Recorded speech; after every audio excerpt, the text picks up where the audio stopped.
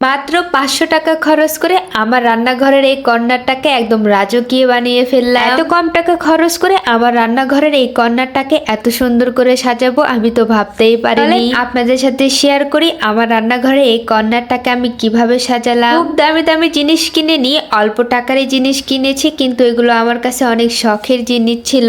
আমার ছোট ছোট শখগুলো যে একটু একটু করে পূরণ করতে পারতেছি, এটাই আমার কাছে অনেক কিছু। কর্নারটাকে সুন্দর করে সাজানো জন্য আমি তেমন কিছুই কিনিনি, শুধুমাত্র একটা কর্নার শেলফ কিনেছি। আর ছিল 5-10 টাকার এই বয়ামগুলো। শুধুমাত্র এই কয়েকটা জিনিস দিয়ে আমার রান্নাঘরের কর্নারটাকে অন্যরকম একটা লুক দিলাম। এই যে এই কর্নারটাতে আমি শেলফটা বসিয়েছি, এর ভিতরে এখন আমি সব বয়ামগুলো রেখে দিলাম। আপনারা হয়তো এখন ভাবতেছেন এগুলো জিনিস ভিডিও করার কি আছে, এগুলো তো এখন প্রতিটি ঘরে ঘরে আছে। আমিও সেটা ভালোভাবেই জানি যে এই সামান্য জিনিস প্রত্যেকটা ঘরে ঘরে আছে, কিন্তু আপনাদের কাছে জিনিসগুলো সামান্য হলেও আমার কাছে কিন্তু অনেক বেশি দাম। আর এই সামান্য জিনিসগুলোই আমাকে অনেক বেশি খুশি করে। বলতে পারেন এই জিনিসগুলো আমার মন ভালো হওয়ার ওষুধ। যাই হোক, আপনারা কিন্তু অবশ্যই কমেন্টে জানাবেন আমার এই কর্নারটা দেখতে কেমন হয়েছে।